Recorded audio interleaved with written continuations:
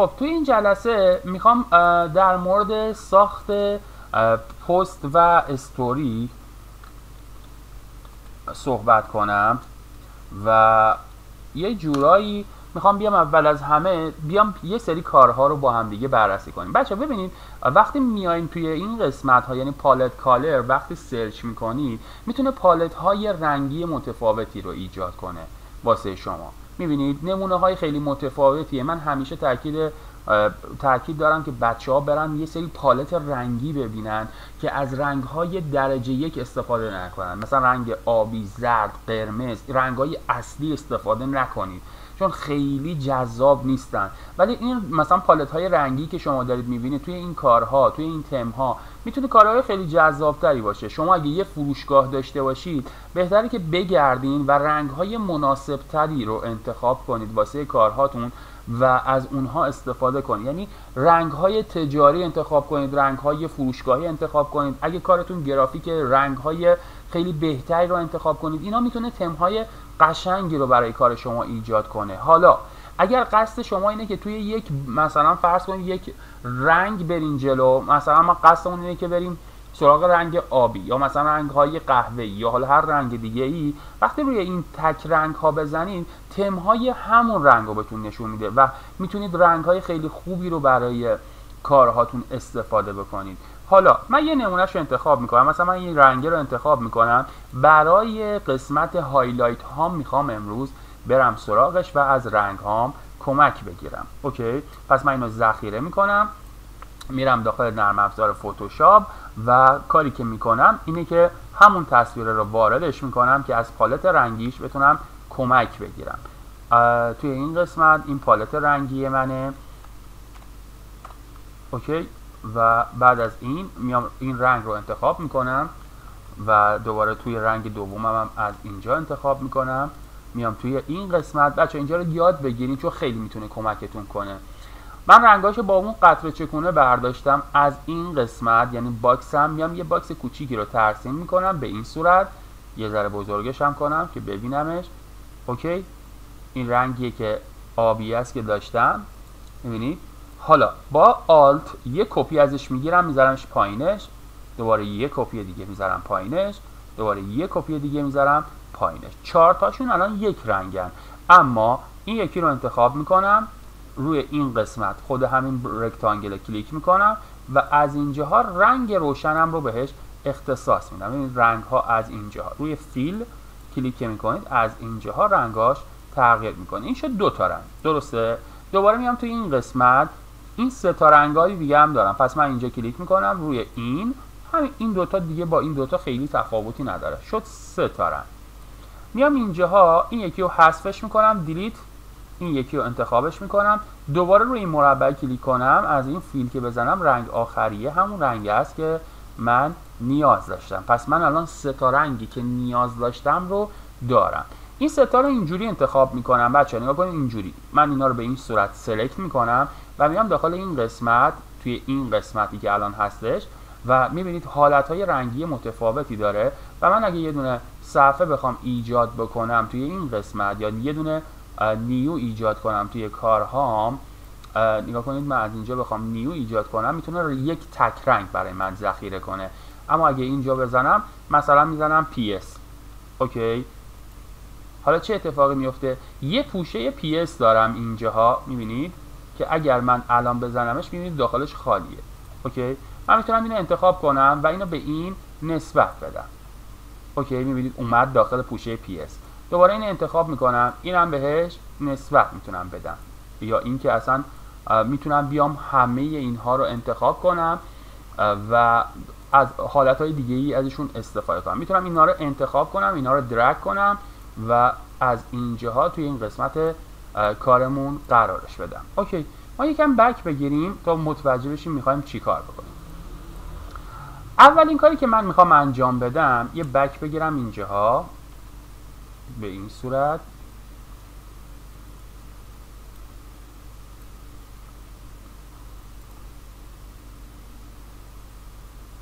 خب من میام توی این قسمت اینا رو ببندم من و این لایر رو باز کنم.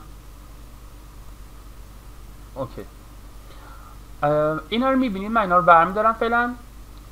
از این قسمت یه سولید کالر ایجاد میکنم. این سولید کالر آخرین رنگیه که اینجاها داشتم. خب این رنگ مناسبیه. من میخوام یه کاور داشته باشم واسه یه هایلایت هام و از این کمک میگیرم. بعد از اینکه از این کمک گرفتم، کاری که انجام میدم از این بچه این خطایی که میبینید بالا یه جورایی بهش میگن خط کش. کنترل آر اگه بزنید میره، اگه بزنید میاد. میبینید این بالا دو طرف کار کنترل آر میتونه اینا رو براتون بیاره. کارش چیه؟ نگاه کنید بچه‌ها، من اگه روی این کلیک کنم و دستم بکشم پایین یه حالت خط کش تور به من میده و اینجا میتونه مرکز یک مربع رو به من نشون بده. دوباره از این سمت میام و خودش اینجاها رو برای من به عنوان مرکز کار نشون میده. حالا که مرکز کار رو نشون داد، میام روی این رکتانگل کلیک میکنم و از الیپس کمک میگیرم. بعد از اینکه از الیپس کمک گرفتم، کافیه شیفت رو بگیرم و یک دایره به این صورت انتخاب کنم. من میتونم اینو به این صورت بیارمش مرکز کارم قرارش بدم. میبینید به این صورت الان مرکز کارمه. اوکی، یه دایره به این صورت قرار دادم که دقیقاً اینجا مشخصه. یه نکته که الان داره، دایره دیده نمیشه. بابت چیه؟ بابت اینکه رنگش با رنگ بک‌گراندم یکیه. پس من اینو انتخاب میکنم و بعد از اینکه انتخاب کردم از این قسمت روی این کلیک میکنم و یه ذره تیره ترش میکنم. میبینید که واضح دیده میشه. بچه ابعادی که من برای این انتخاب کردم 512 در 512 پیکسله. از قسمت نیو اگه بیاین اینجا رو 512 در 512 ابعادش هم رزولوشنش هم 72 به روی پیکسله و اگه کریت بزنید همین صفحه‌ای میشه که من الان اینجاها کار کردم. اوکی، پس من میبینید که اینجاها این فرم رو ایجاد کردم. حالا میتونم اگه دلتون خواست میتونید اینو بزرگتر از این در نظرش بگیرید به این صورت که حالا خیلی راحت میشه اینو به این صورت بزرگترش کنیم. اوکی، این از این باکسی، این دایره‌ای که اینجاها ایجاد کردیم قراره چند تا ازش کپی داشته باشیم. اما چجوری؟ ببینید برای اینکه بتونید از این کپی بگیرید، این لایه‌ای که الان هستش که مربوط میشه به بحث خود این قسمت دایره‌مونه، اینو من درگ میکنم، یعنی کلیک میکنم روش، میام پایین و روی این به علاوه میندازمش. نگاه کنید شد 2 تا. دوباره بلند میکنم شد 3 تا. اگه نخواستین این سطل زباله رو بزنید پاک میشه. اوکی، پس من الان 2 تا دارم. بالاییه رو خاموشش میکنم. میخوام این پایینیه رو استفاده بکنم. میخوام چیکارش کنم؟ بچه‌ها من میخوام یه ذره اینو سایه دارش کنم، یعنی میخوام یکم بولد بشه کار من. اوکی، واسه اینکه بتونم این کار رو انجام بدم یه گزینه این پایین هست به نام FX. وقتی روی این FX میزنین قسمت بلندینگ آپشن ها برای من فعال میشه. بلندینگ آپشن ها چندین حالت دارن که هر کدوم از اینها کاری رو انجام میدن که به نسبت من توی هر پروژه‌ای که بریم جلو صحبت میکنیم و شما متوجه میشید که چجوری و چقدر از اینها میتونید استفاده کنید، که شاید بشه گفت بهترین کاری که بتونیم باش انجام بدیم تو جلسه بعدی اتفاق میفته و طراحی پست های اینستاگرامی رو که میخوایم بسازیم چند نمونه میخوایم کار کنیم. خیلی هم کار متفاوت و جذابیه که از این خیلی استفاده میکنیم. اولین پارامترش از این پایین اگه بخوایم بیایم که توی این جلسه میخوایم ازش استفاده کنیم درپ شادوه. درپ شادو برای شما یک سایه ایجاد میکنه. همونطور که میبینید میتونه یک سایه باحال توی کارتون ایجاد کنه. از اینجاها میتونه حالتهای سایه‌تون رو تغییر بده. میبینید من میتونم از اینجا مدل‌های متفاوتی از این سایه ها رو ببینم و میبینید که کارتون یه حالت برجسته تور میگیره. من اینو بهتره بذارین سر مولتی پلی با جذابتره و میتونید اینجاها اینو تیره تر کنید یا پررنگتر نشون داده بشه یا اینکه کمتر دیده بشه. پس این از این. نکته بعدی توی این حالت سایه‌ای که برای من داره ایجاد میکنه از این پایینه. دیستنس به معنای فاصله هستش. حالا اگر اینو من بکشونم میبینید سایه داره دورتر میشه توی کار من، ولی اگر بیام این ورتر میبینید سایه نزدیکتر میشه توی کار من. اوکی، پس این بحث سایه ها و قسمت های.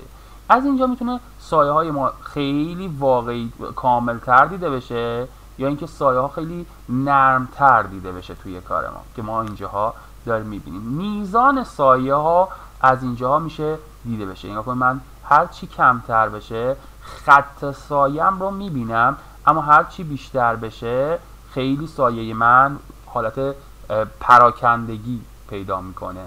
به این صورت این قسمت هم از اینجاها میتونه مدل های سایه های شما رو بهتون نشون بده. یعنی اگه کلیک کنم میبینید سایه های من به این صورت دیده میشه. میبینید من اینو یکم رنگش تیره تر، رنگ سایه‌تون رو از اینجاها میتونید تغییر بدید. از اینجا مثلا بیام یکم رنگ تیرم و سایه‌مو تاریک تر کنم. میبینید حالا از اینجاها اگه من الان کلیک کنم میتونم مدل های متفاوتی از این سایه ها رو توی کارهام ایجاد کنم.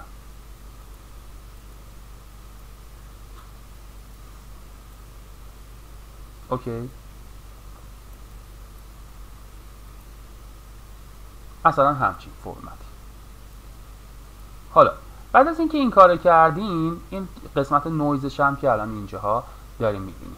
بعد از اینکه این کار کردیم، اگه نگاه کنید اتفاقی که الان اینجا افتاده، سایه شما قابلیت چرخش داره. نگاه کنید، یعنی من الان سایه هام اومدن این سمت، سایه هام اومدن این سمت، سایه هام اومدن این سمت، سایه هام اومدن این سمت. میبینید این قابلیت چرخشش رو داره.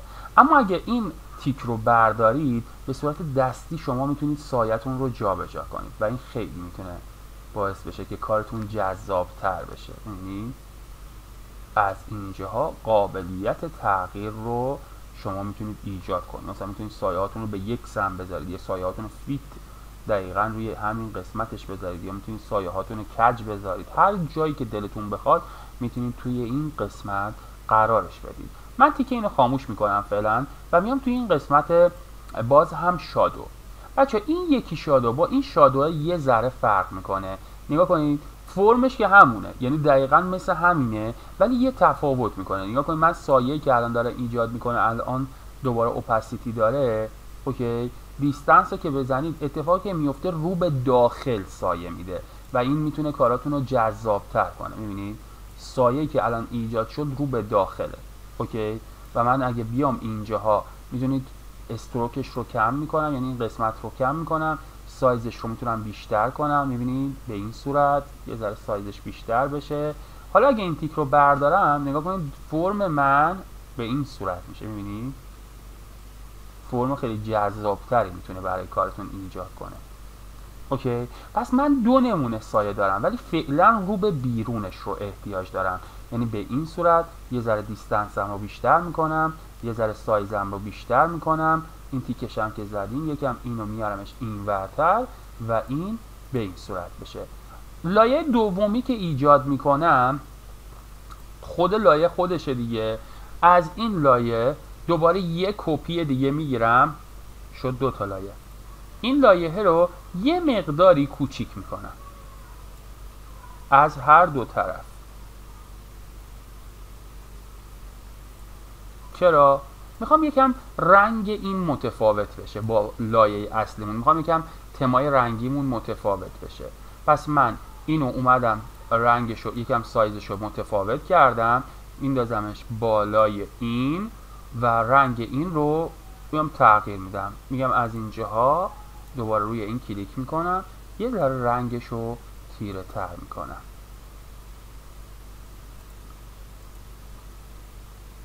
میبینید یه مقداری کوچیکتر.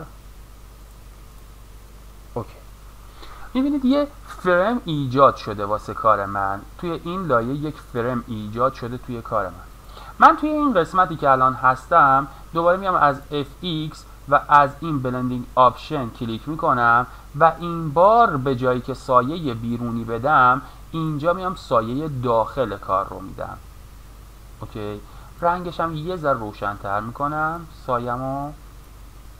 اوکی، و بعد از این که این کار کردم میبینید که من میتونم اینو به این صورت انجامش بدم و یه ذره سایم رو بازی بدم به این صورت قرار بگیره.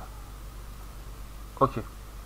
حالا یه دونه دیگه هم دارم که اینجاست و ازش استفاده ای نکردم.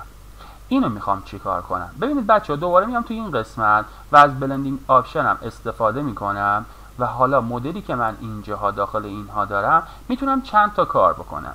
من همزمان با توضیح دادن اینها تست روی اینم انجام میدیم ببینیم کدوم حالتش قشنگه.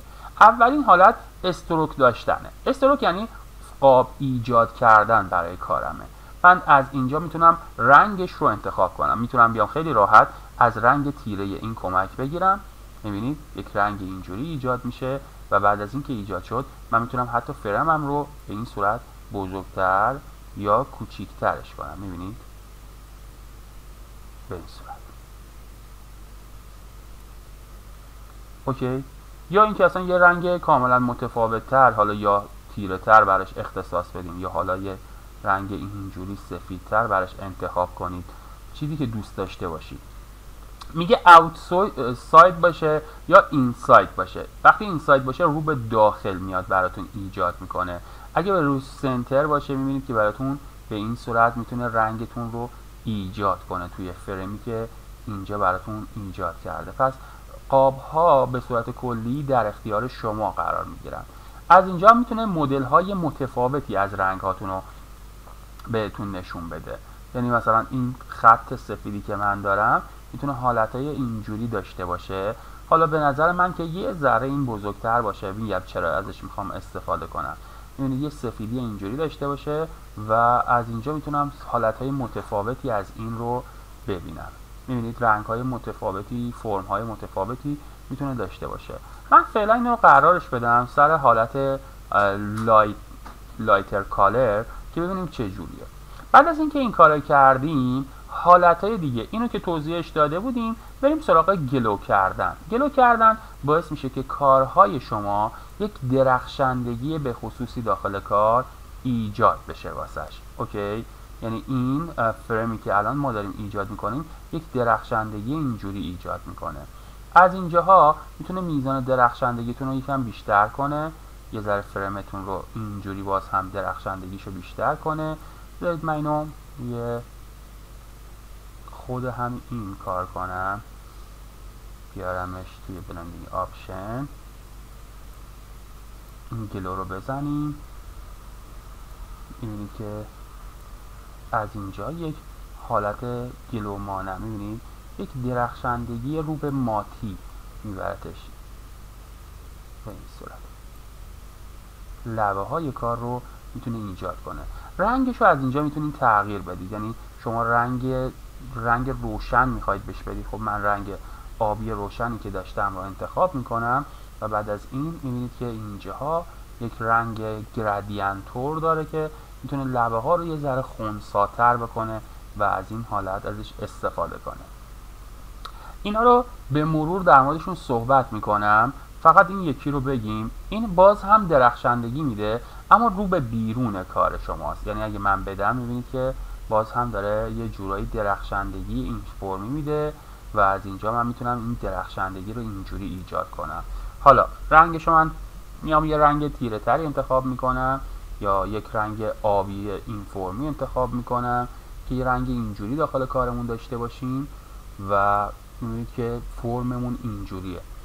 و از اینجا هم میتونید مدل های متفاوتی رو داشته باشید. من اینو یه ذره کمش میکنم، از اینجاها روی این کلیک میکنم. مدل های سایه هام میتونه متفاوت تر باشه و این بستگی به سلیقه شما داره دیگه. هر جوری که دوست داشتید میتونید از اینا استفاده کنید. مثلا از این میتونید استفاده کنید و از اوپاسیتی کم رنگش کنید اینجوری که خیلی کارتون بهتر بشه. من اینم یه ذره تغییرش بدم، افیکسش رو بزنم و توی این قسمت یه ذره روشن ترش کنم که این واضح تر دیده بشه. یعنی مثلا به این صورت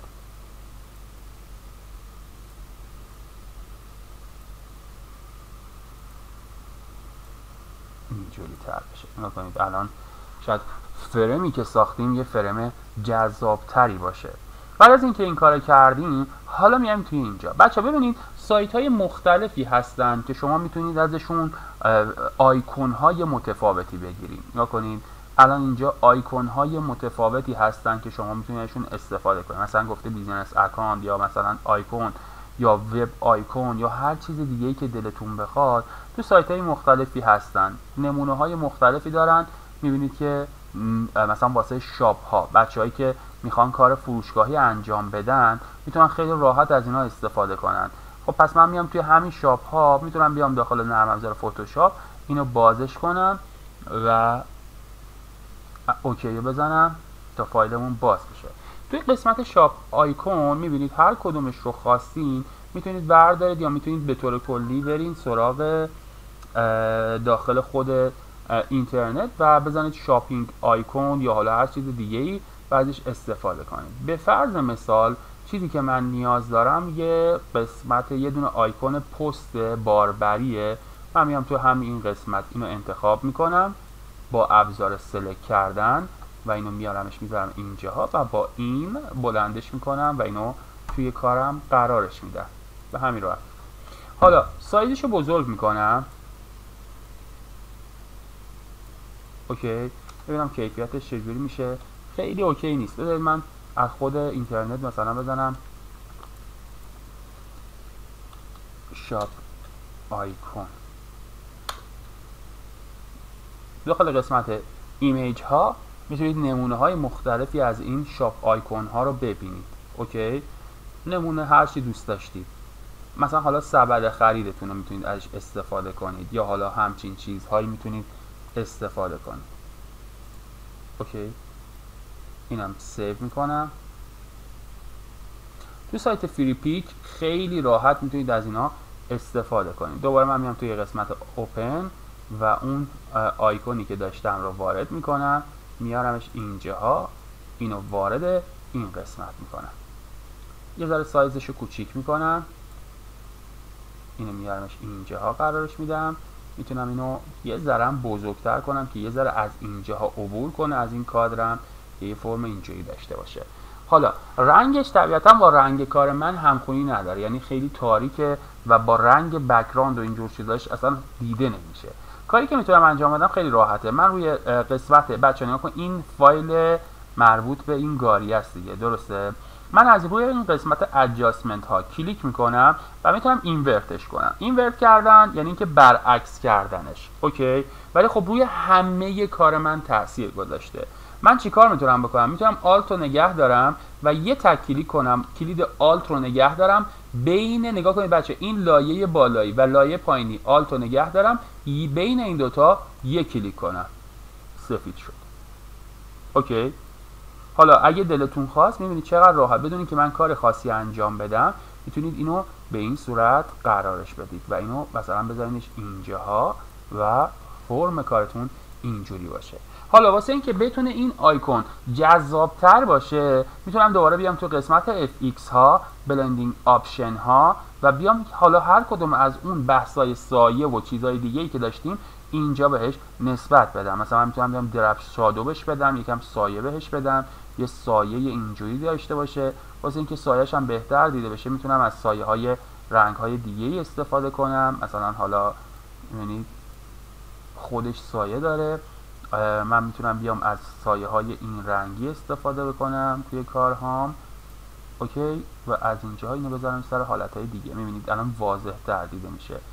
اپاسیتیشو کم کنم، میتونید بیشترش کنید یه به همچین حالتی و از اینجا میتونم سایه‌ش رو بیشتر کنم یا یه حالت اینجوری داشته باشم. میتونم گلو بهش بدم. گلو دادن که گفتم میتونه درخشندگی بده به کارتون، یه ذره کارتون رو میتونه جذابتر کنه، سایزش هم جذابتر کنه.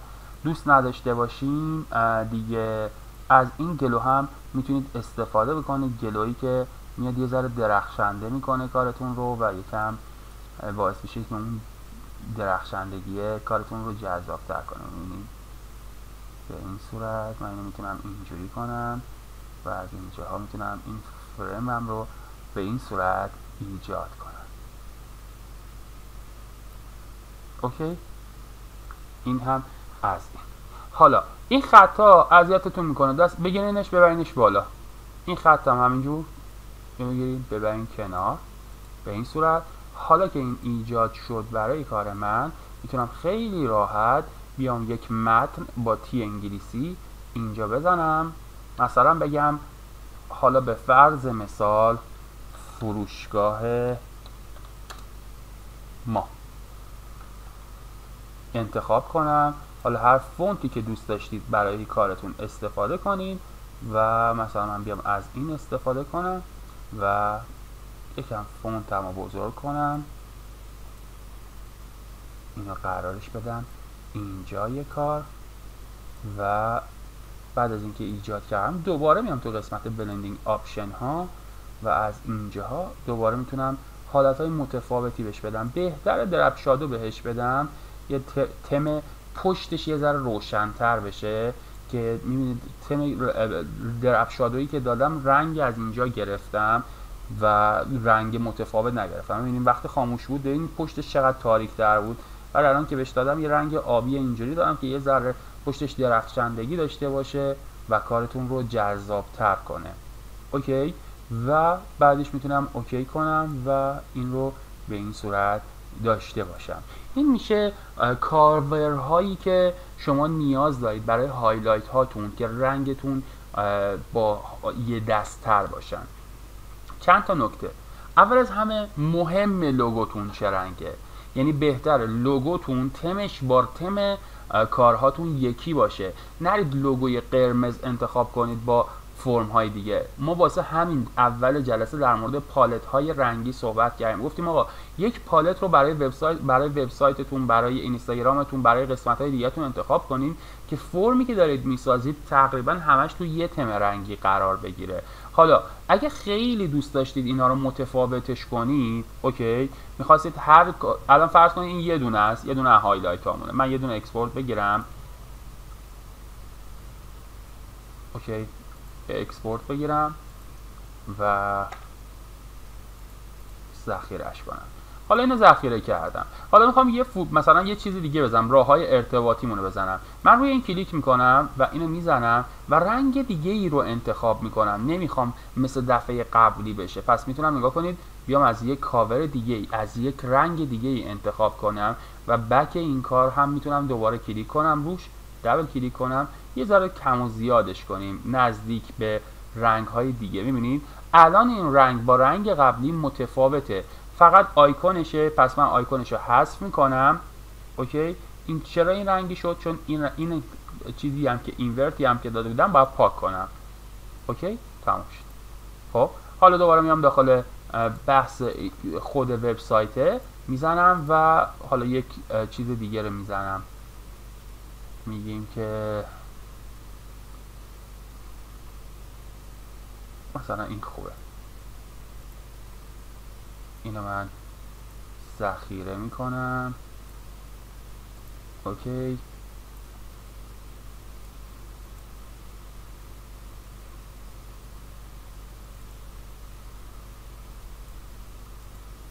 اینو من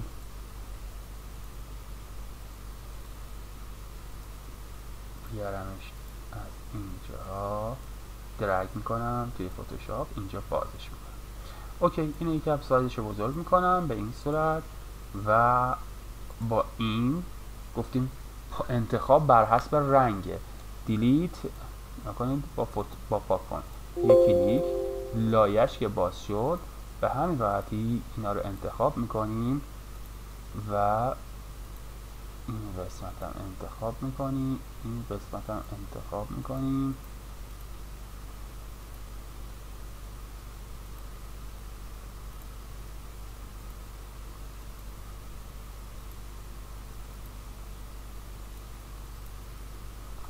یه ذره زوم کنیم. ابعادمون کوچیکه به طور کلی، بهتر از وسایلی استفاده کنید که PNG باشن مثل ابزار قبلیه، اما حالا اشکال نداره چون ما داریم خیلی تون هم کار میکنیم به این صورته. اوکی، این میشه آدرس، مثلا میتونه هایلایت آدرس فروشگاه شما باشه. پس من اینو یه ذره کوچیک‌ترش میکنم، به این صورت قرارش میدم و بعد از اینکه قرار دادم واسه اینکه رنگش رو سفید کنم میتونم از اینجا کلیک کنم و از اینجا اینورت رو بزنم تا این سفید بشه. برای اینکه فقط تاثیرش رو بذاره سر این، گفتم آلت رو نگه میدارم و بین این دو تا لایه یه تک کلیک میکنم و میبینید چقدر راحت این فرممون سفید شد. حالا اینو میتونم بذارمش اینجاها. من روی این دبل کلیک میکنم، این یکی رو میزنم که آدرس فروشگاه، اوکی، و یه ذره سایزش رو کوچیک‌تر میکنم، سایز نوشتم رو یه مقداری کوچیک‌تر میکنم به این صورت و این همینجاها قرار بگیره. همونطور که میبینید شما به صورت کلی میتونید برای با رنگ‌های متفاوت، یعنی من اگه بخوام هایلایت بعدیمو انجام بدم میتونم رنگ اینجا رو بذارم و رنگ‌های داخل اینو یه ذره کم رنگ پر رنگ‌تر کنم که کسی که میاد وارد اینستاگرام من میشه ببینه هایلایت های من رنگ های داخل اینش یه ذره متفاوته و رنگ های تغییر میکنن و تم بهتری دارن. بخواید الگو بگیرید بچه‌ها توی اینستاگرام نمونه های زیادی موجوده. یعنی من اگه بخوام بزنم میزنم اینستاگرام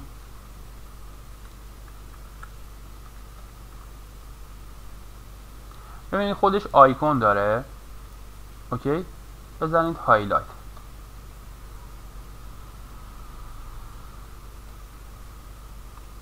بیارتش توی فیلیپیک هم بیارم.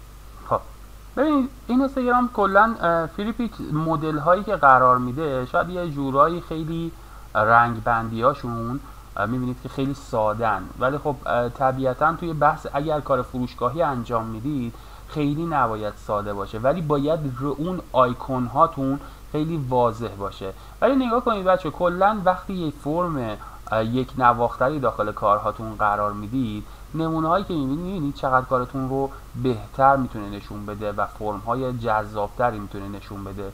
اینها نمونه هایی هستن که شما میتونید خیلی راحت توی کاراتون قرار بدین و کاراتون رو جذابتر کنن. میبینید هایلایت هایی که قرار میدید از این فرم های اینجوری استفاده نکنید، چون فرم های جذابی نیستن به طور کلی و خیلی چون بزرگن، یه جورایی فرم های هنری طورن و معنا و مفهوم خیلی خاصی رو برای کار شما نداره. شما بهتره با رنگ های متفاوت و دقیقاً مثلا یکیشو بذارید معرفی خودتون باشه، یکی بذارید مثلا معرفی کسب و کارتون باشه یا هر چیز دیگه ای، میتونید از این حالت ها استفاده کنید. ولی من تاکیدم اینه که از پالت های رنگی انتخاب کنید که مثل کاری که ما انجام دادیم رنگ ها کارتون رو قشنگتر و بهتر بتونن نشون بدن. تا اینجا فعلا برای امروزمون کافیه. امیدوارم که استفاده کرده باشید.